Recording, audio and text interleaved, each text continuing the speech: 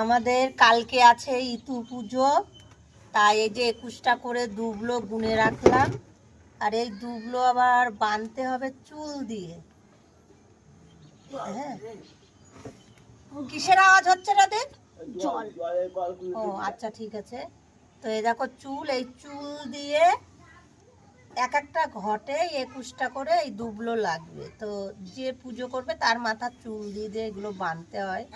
শুধু অনেক কিছু এখন গুছাতে হবে। তো ভাই বললো পয়সা দে, আদাল গাছ আছে, ওগুলো ভাই কিনেই নিয়ে আসবে। কে এখন কার বাড়ি যাচ্ছে?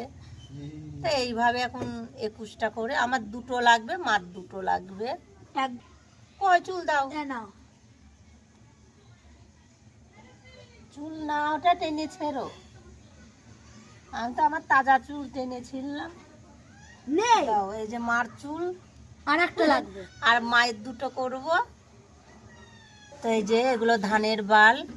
তো এইগুলো থেকে এখন এই যে একটা একটা করে ধান খুঁটে চাল বের করতে হবে।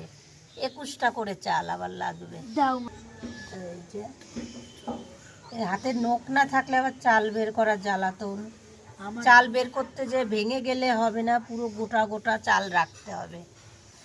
আর আজকে সব কিছু গুছিয়ে রাখবো, এক ঘর থেকে শুরু করে ফুল, সর্ষের ফুল সব একবারে গুছিয়ে রাখতে হবে। আমাকে ঘট কিনতে তো হবে। হ্যাঁ, তো এগুলো করে নিই দিয়ে চলো ঘট কিনতে যাব। ঠিক আছে, এখানে 21টা চাল আছে।